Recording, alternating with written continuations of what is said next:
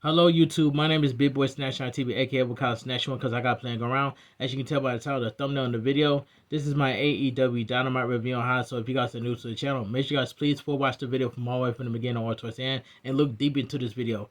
Hit that like button, subscribe to my channel because I'm on the road to 12K subscribers and path to YouTube partner. Make sure you guys run all my videos for watch time hours. Follow my social media down below in the description. Go check out my WWE and not WWE. I'm sorry.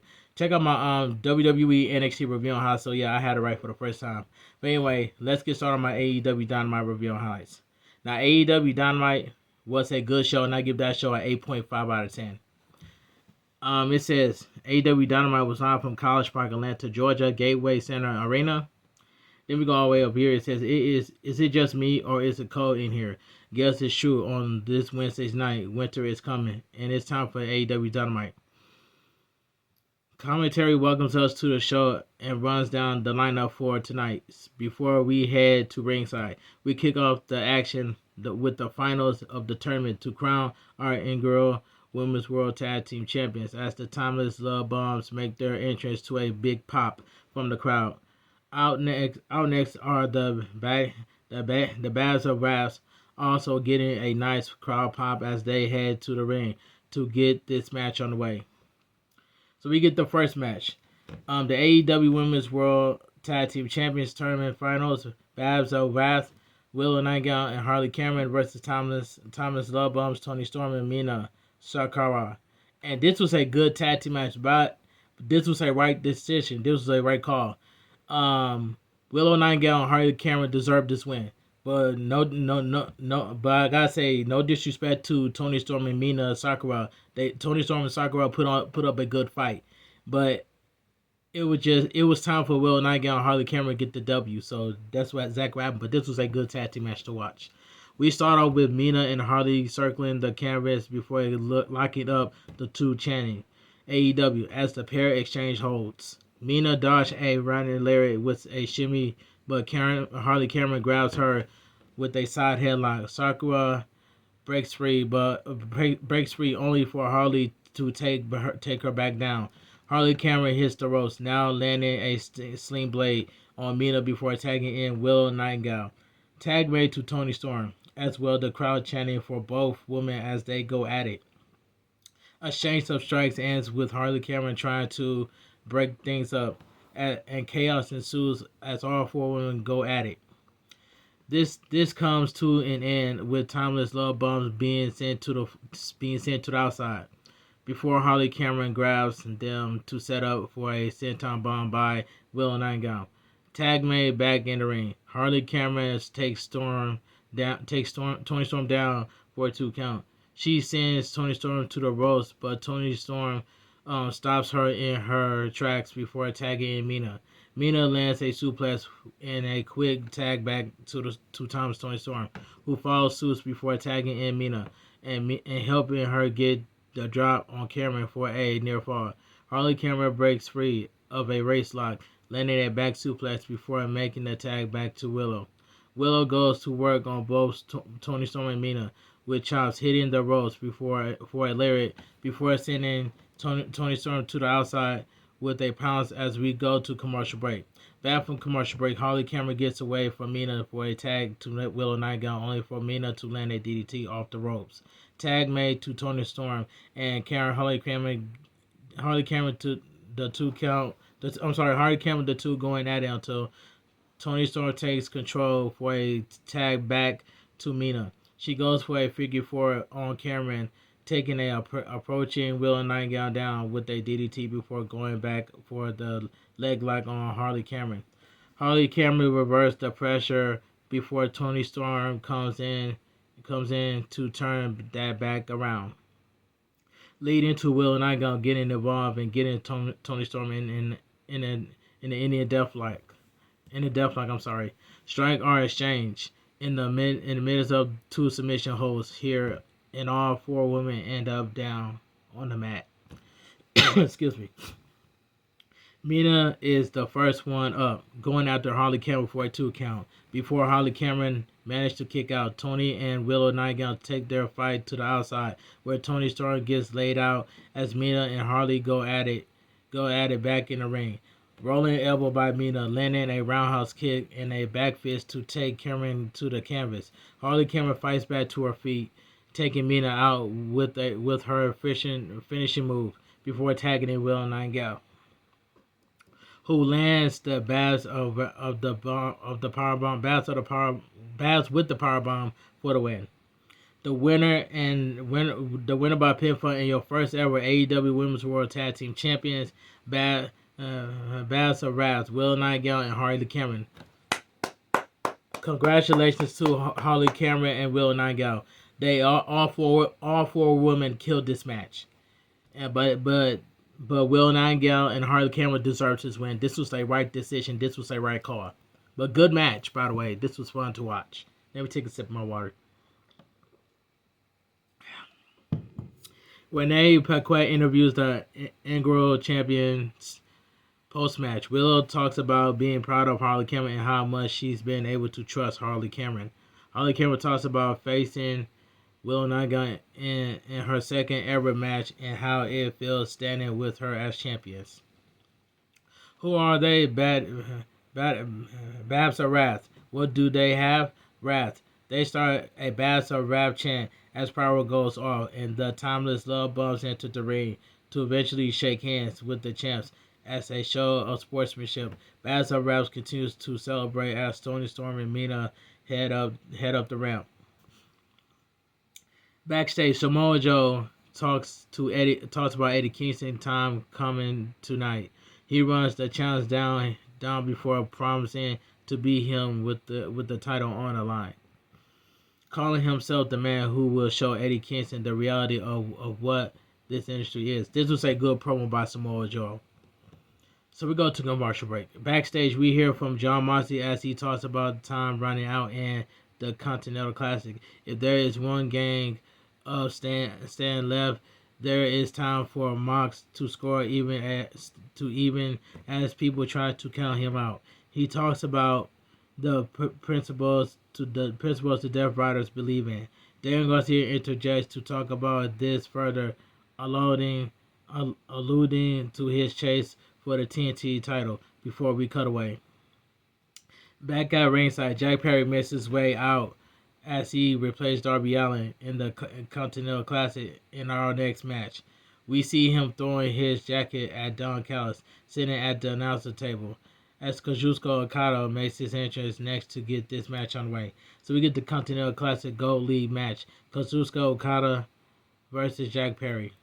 And this match right here, I ain't gonna lie, this was a good match as well too. Alright. What was it? Oh yeah, this was a good match too. Jack Perry charged at the Rainmaker, sending him into the corner before the referee intervenes. Okada starts to fight back, only to be sent to the outside with the head scissors before Jack Perry takes him out with a dive. He brings the champ to his feet before sending him into the barricade. But Okada fights back by sending the former Jungle Boy into the barricade as well. He goes after Jack Perry, who takes the Rainmaker down before bringing him back in the ring for a near fall. Jack Perry goes up top, landing an elbow drop on Okada to keep him down for a 2 count. He then brings the champ back to the corner for some mounted punches until Okada breaks free, sending Jack Perry to the floor. Outside, Okada leaves the ring, sending Jack Perry over the barricade to keep him at bay. Jack Perry gets back to his feet, starting to climb over the barricade to return to ringside until Okada lands a DDT, sending him to the floor yet again as we go to commercial break. Back from commercial break, both men have returned to the ring and fighting it out until Okada knocks Jack Perry down.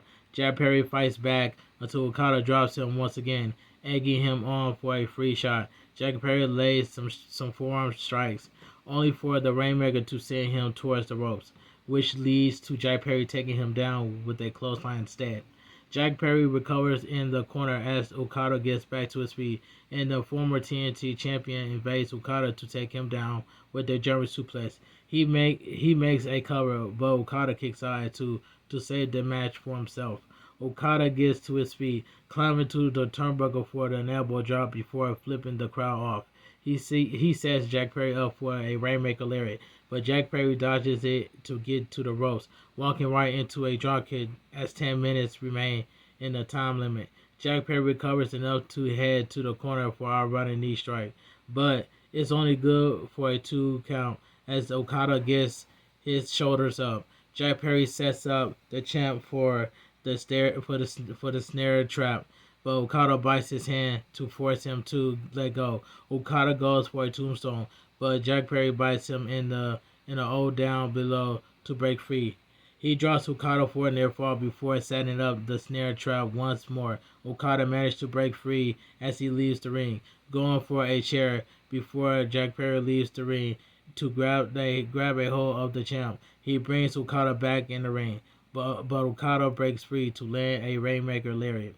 He looks for a second one, but Jack Perry heads to the ropes to stop it and stops Okada for landing a dropkick as well. Jack Perry set up for another running knee, but Okada joins him, setting up for a Rainmaker lariat to pick up the win. The winner by pinfall, Kazuchika Okada. This was a good match between Kazuchika Okada and Jack Perry. This was a good match. Don Callis grabs a microphone as the rest of his family heads to the ring to celebrate. Don Callis shows a bit of respect for Jack Perry, saying that was one of the hardest matches Okada has had in a while. He then tries to offer Jack Perry a spot in the Don Callis family, as well as a singing bonus using the money the Young Bucks won at AEW Full Gear. Jack Perry hesitates to respond, which makes Don Callis wonder what Jack Perry is waiting for. He threatens Jack Perry if he could choose not to respond, handing Jack Perry the microphone. Jack Perry looks at the Don Callis family, saying that it looks like, for the second time, thought it looks like he may bite off more than he can chew, slamming the microphone against Johnson Alexander as he tries to fight the family on his own. They quickly overpower him until Luchasaurus makes his way out to a big pop, and he's now alone. As the Young Bucks even the numbers out with a pair of chairs, they land a BT trigger on Okada, who gets pulled out of the ring before the family retreats up the ramp. Now, I was so sick and tired of the Don Callis family, and I know I'm not the only person that thinks this way. So me and Showstopper TV are the only two who are sick and tired of the Don Callis family, and that's all I gotta say. But I like how Jack Perry was standing on business against the Don Callis family before the Young Bucks and Luchasaurus came out. So I gotta give the Jack Perry credit for what the credit's due, because Jack Perry was standing on business before the Young Bucks and Luchasaurus came out.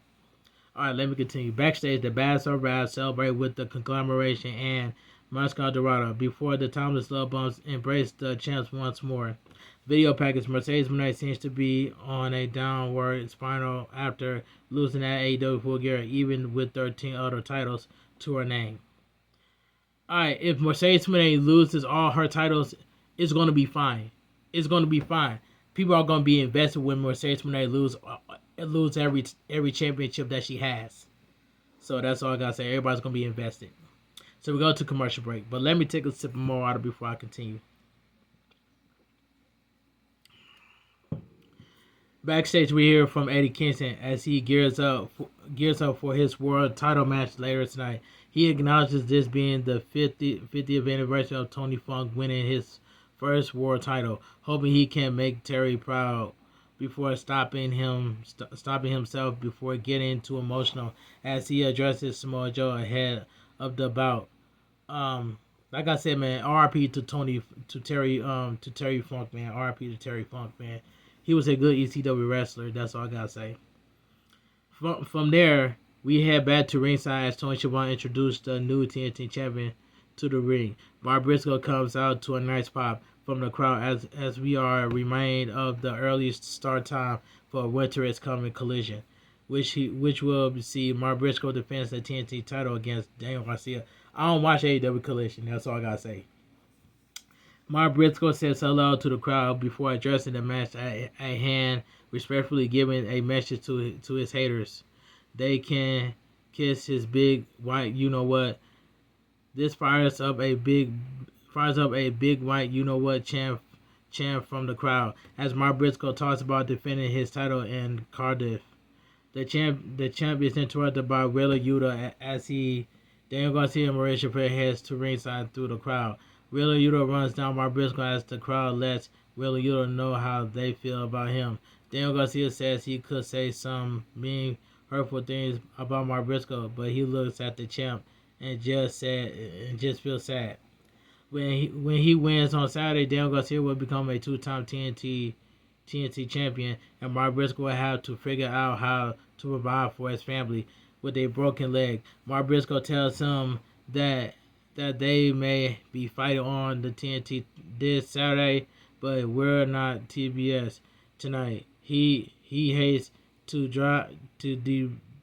deprive these fans and whooping, whooping when it's white before the picking. If Daniel Garcia is feeling brave, he should make his move. Daniel Garcia responds by slapping the mic out of Mark Briscoe's hand, but the Death Riders keep him away before we see another further. Now I like how Daniel Garcia didn't even move, so I gotta give Daniel Garcia his credit where credit's due. When Daniel Garcia didn't even move, and that's all I gotta say. When he smashed the microphone out of Mark Briscoe's hand, Daniel Garcia didn't even move. So I gotta give Daniel Garcia credit where credit's due. But anyway, let me continue. That was a pretty good promo by Mark Briscoe and the Death Riders. All right, it says backstage the Triangle of Madness is wreaking havoc until Chris Stanley intervenes with a steel chair, running them off as AEW Dynamite rolls on. So they were scrapping backstage. So that's all I gotta say. We return to ringside as Kazuchika Shibata and Powerhouse Hobbs makes their way down for our next match. Accompanied by the Ops Dojo, Hangman Adam Page, and Swerve Strickland make their way out through the crowd, but the Ops sends the students out to intercept them and leading to a brawl on either side of the venue.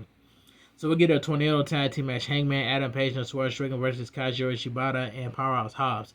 Now this was a fun match to watch, but Swerve Strickland, Hangman, and Adam Page make a great tag team, and that's all I gotta say. For the sakes of simplicity, I'm beginning the match recap here. Though the bell has not rung yet, the fight leads to a split screen as we see Hobbs feeding off Page at a bar while Shibata fights Strickland at the different concession stand. Page fights back asking for a beer while Shibata sets up Swerve on a chair for a running kick, only to fake Swerve Strickland out for a pump kick, sending him to the floor. The fight continues as we head to a commercial break. Back from commercial, the fight has finally returned to ringside as Shibata cuts off Swerve Strickland at the guardrail with a PK. Hangman Adam Page enters the ring with a chair as the bell finally rings, but the refs takes the chair away as DQ are still in play. Aside from all four men being allowed in the ring and the confusion, Powerhouse gets an opening for a spear. But before I continue, if this is a tornado tag team match, why are you taking a chair away from Hangman Adam Page? Why are you taking a chair away from that? If this was a tornado tag team match, but anyway, it says Shibata comes in to aid in the beatdown on Hangman. Double suplex keeps the former champ down. Shibata sets Page up Page up in the corner, throwing him into a kick by Powerhouse Hobbs before they continue the attack. Shibata with a suplex followed by a power slam by the Powerhouse. Shibata lands a PK before mocking the crowd. Powerhouse Hobbs heads to the ropes looking for maybe a buckshot lariat until Prince Nana hops on the apron to stop him. This allows Swerve Strickland to get on as well, and a double dive by Page and Powerhouse Hobbs sends the Ops to the floor. Swerve Strickland brings Shibata back to the ring, sending him down before getting the drop on the wrestler. He heads to the corner, but Powerhouse Hobbs pulls him out of the ring as Page lands a boot on Shibata from the apron. Buckshot Lariat is avoided, and with the referee's back's turned, Shibata lands a low blow before going for an armbar on the Hangman, only for Swerve Strickland to break the hold with Swerve Stomp. All three men are down until Powerhouse Hobbs comes in, only for Swerve Strickland to fend him off before Page sends him to the corner.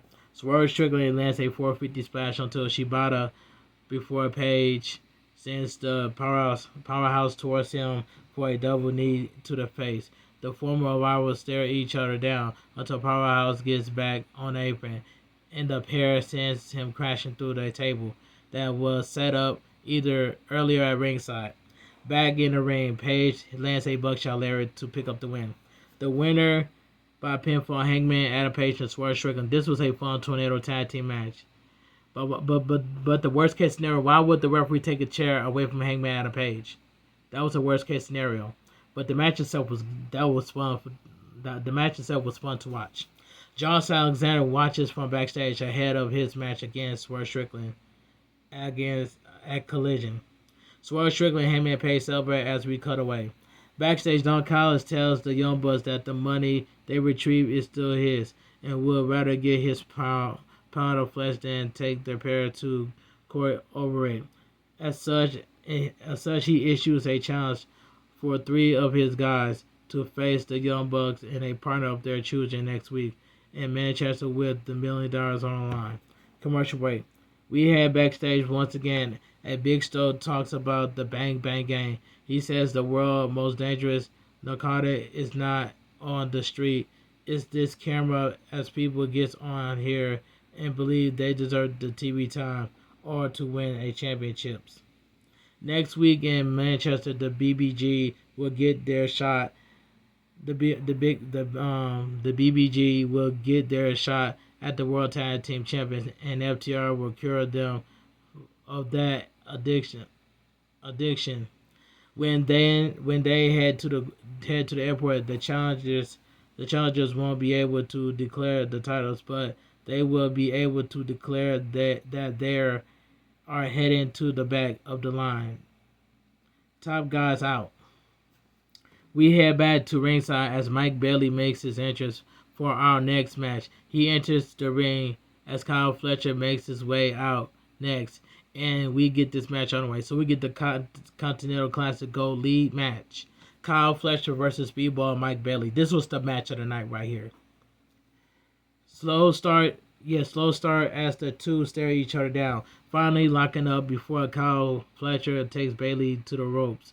Mike Bailey dodged a stomp, but Kyle Fletcher is able to evade a kick right after. This leads to a standstill as both are back to their feet. The pair exchange holds until Bailey takes Kyle Fletcher to the mat for a near fall. Kyle Fletcher fights back until to his feet, but it's sent right back down for two before Kyle Fletcher breaks free to get a breather on the outside. He finally returns to the ring, taking control of the situation before mocking the crowd. He stomps away at Bailey, who struggles back to his feet. He dodges an attack by Kyle Fletcher to take him to the canvas with a head scissors, and doing it again from the apron to send him to the floor. Kyle Fletcher back in the ring. He catches Mike Bailey in midair before slamming him to the mat. Mike Bailey slips free from his screw slam, heading to the corner to get the drop on Kyle Fletcher before landing a spinning kick. Kyle Fletcher drops to the canvas but dodging a shooting star press. Bailey breaks away from a brainbuster attempt, forcing Kyle Fletcher to the outside before hitting a tornado that sends Kyle Fletcher to the floor. He brings Kyle Fletcher back in the ring, but Kyle Fletcher gets out of harm's way as he leaves the ring. Again, this leads to Speedball chasing him down, only to be taken out with a third kick. Bailey fights back again, setting Kyle Fletcher up on the barricade, but Kyle Fletcher grabs his ankle before setting him up for a slam onto the barricade. Speedball looks worse from where and Kyle Fletcher is in control as we head to commercial break.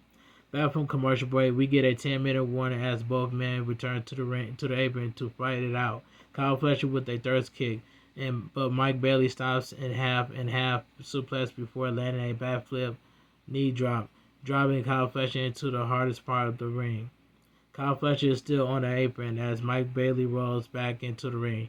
Kyle Fletcher makes it to his feet in the corner, only to take a kick to face by Speedball. Kyle Fletcher on the second rope, and Mike Bailey shows why that's the most dangerous rope when he takes Kyle Fletcher to the mat with the Hurricane before climbing up top for a shooting star press and and crashes right into the foot of Kyle Fletcher. Kyle Fletcher sends him into the turnbuckle before landing a Tiger Bomb, but that only gets a 2 count.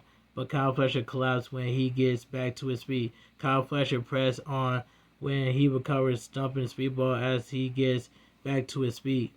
He lands a chop on Mike Bailey, who responds with a chop of his own. The two exchange strikes until Mike Bailey lands a roundhouse kick on Kyle Fletcher, countering a running kick by Kyle Fletcher for a power slam and a near fall. The two continue fighting as we hear the 5-minute warning, and Mike Bailey hits a Hurricane for another near fall.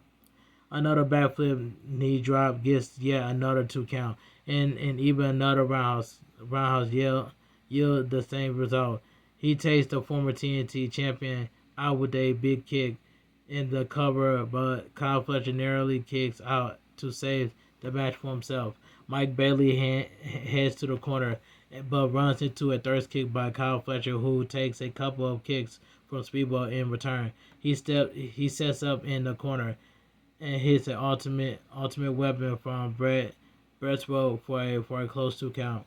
Kyle Fletcher rolls out of the ring as Mike Bailey gets to his feet. He gets to the apron looking for another ultimate weapon, but Kyle Fletcher dodges it, slamming him onto the apron before bringing him back in for a running kick in the corner.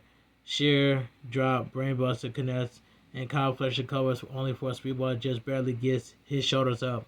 Kyle Fletcher is shocked by this, and the fight heads to the corner, exchanging near falls until we get a 1-minute warning, just in time for Mike Bailey to roll Kyle Fletcher up tight for the win. The winner of the match, Speedball Mike Bailey. This was the match of the night between Mike Bailey and Kyle Fletcher. This match was really good, and this was the match of the night. This is gonna be my top 5 right here, top 5 favorite match right here. All right, Mike Bailey Mike Bailey is barely able to celebrate, chosen instead to roll out of the ring to recover as Kevin Knight comes down to check on his JSP tag partner.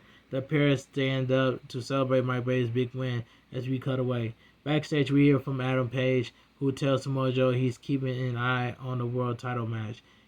While issuing a warning that he is coming for Samoa Joe. Regardless who leaves with the title tonight, he is coming for his World Championship commercial break. We head backstage once again as the Young Bucks accepts the challenge for next week. They ask Luchasaurus, but he grunts, shaking his head before pointing to the locker room of Kenny Omega. Kenny Omega opens the door as the Young Bucks ask him to be their partner and offering him a share of the money. Kenny Omega isn't interested in the money, but he'll help them beat the Don Callis family for free. He bids us adieu. He bids us adieu, all that good stuff before saying good night, mwah, and goodbye, bang. With that, Dynamite moves on. Back at ringside, there's been enough talk. It's time for our main event. Eddie Kingston heads to the ring, first to a big pop from the crowd, followed by Samoa Joe. As we get this AEW World Championship match on the way. So we get the main event of the evening. So we get the AEW World Championship match, Samoa Joe defense against Eddie Kingston. And this championship match right here, I'm also say this was a pretty good main event right here. But let me take a sip of my water before I continue.